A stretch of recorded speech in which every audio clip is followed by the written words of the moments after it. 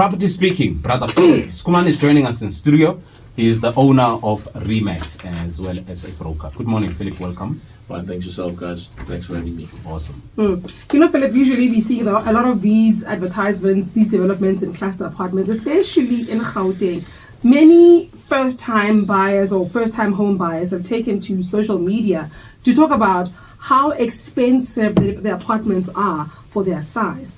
And today we are asking if they are a good investment in the long run. So there's something about these new cluster or developments, cluster apartments, most of them conveniently placed close to malls. We see in Gauteng, and people want to go there. It seems like it's a really good convenience. But are these cluster homes in new developments all that they promise to be? Let's look at the pros and cons.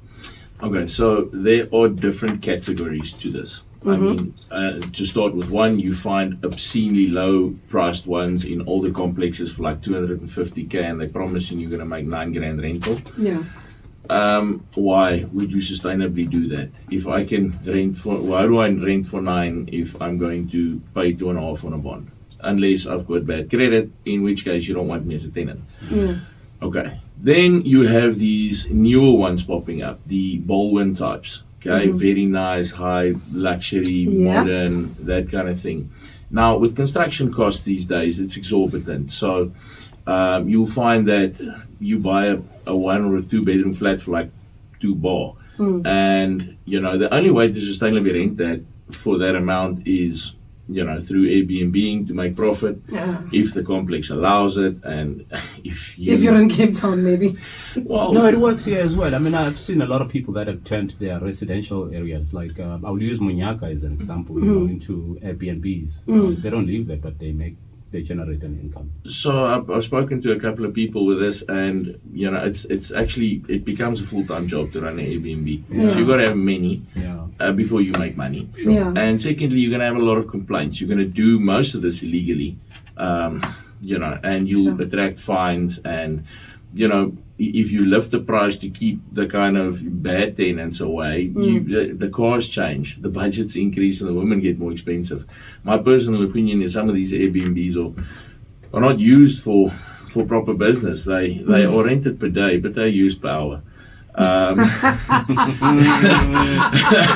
So what are you saying, Philip? I'm saying many things and alluding to many facts. We get you, Philip. But are you saying they must introduce a gentleman's rate? and you in and out, you're going to attract a lot of complaints. But I mean, we got to look at, is my investment sustainable? Let's use the example of Lepalale, and I'm going to use one in Joburg as well. But Lepalale at some stage were selling a lot of units, and then you're buying for a bar, but you're renting it out for 13, 14 grand. Your ROI is amazing. Until the mind says, okay, see what you're doing, we're going to build our own units. And now you're stuck without a tenant. So out of your 20-year bond, you probably made money for 7. Afterwards, you just drop to a lower return on investment, which means it'll balance out. It's higher risk. Sustainably, you will pay less for rental than you will pay for your bond. And if you are for some reason going to attract a higher rental yield, you are probably capitalizing on some sort of trend. Like this is a new development next to a mall. Well, not a new, it was an old cluster complex. It's next to a mall, it's well located. And you're going to rent it out, you're going to buy it for 500 or 600, and you're going to rent it out for $8,000 a month. Only to find that, and I'm using the example that Chris's brother did, right next door on both sides, they do the same thing, or another developer does the same thing, only to find that now you are not renting for 8 anymore, you're renting for 4. So you capitalize for 3-4 years, and then, it changes.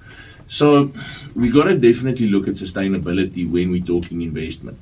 Yes, you can, for a while, capitalize. I mean, there's some Airbnbs close to Mill and Main now, where you buy it for $2 bar and you're going to generate 60. Are you going to do that for 20 years? Because your bond is spaced over 20 years.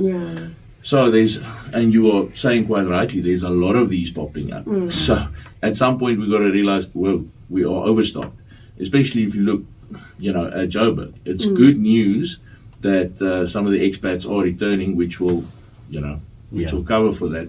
But it's still in the high income bracket if you're doing that, and yeah, we've got to decide whether it's sustainable. Okay, all right, we'll leave it here, Philip. Thank you. Always giving us things to think about when it comes to property. Appreciate your time. Philip Skuman, broker and owner of REMAX. Thanks, guys.